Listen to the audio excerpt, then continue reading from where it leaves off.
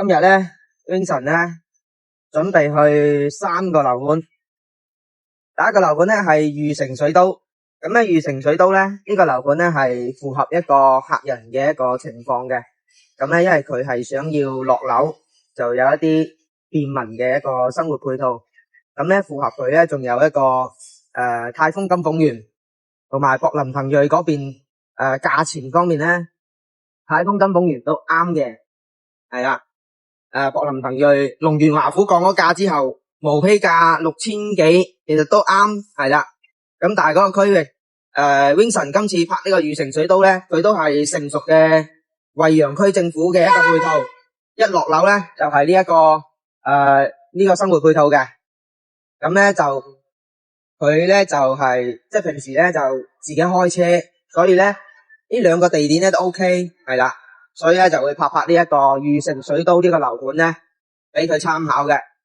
咁第二個盤咧，係去更新一下嗰個十里水廳呢個樓盤。咁呢個樓盤咧就我覺得就都 OK 嘅。不過咧樓下就唔符合嗰個客，只係更新一下嗰個樓盤啫。第三個盤咧就係星河丹堤同埋嗰個星河永域永域嗰邊兩個盤。因為咧星河永域咧有個觀眾咧就問呢一個星河永域因為佢屬於南站新城板塊啊嘛，會唔會有後期會響小區直接通去呢一個綜合站嘅一個地下通道咧？咁咧就會拍一條片咧，詳細去傾呢個樓盤同埋呢一個規劃呢一個站前嘅一個板塊。咁咧仲有咧就係星河丹堤，因為有個客人咧就係話星河丹堤最後一期9歲呢個位置會唔會嘈啊？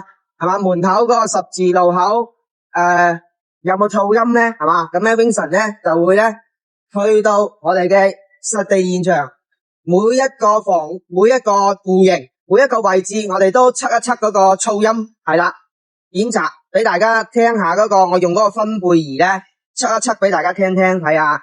嗰個分貝儀星河丹堤個噪音影響係啦，咁咧因為尋日都想拍噶啦，因為咧就係工地咧施工咧，今日咧再過去睇睇工地會唔會施工。如果工地唔施工嘅情況下咧，就比較準確測量出嚟嘅信息咧就比較準嘅，係啦。好，咁咧就今日嘅行程就係咁啦，大家敬請留意關注後面 Vincent 出嘅影片。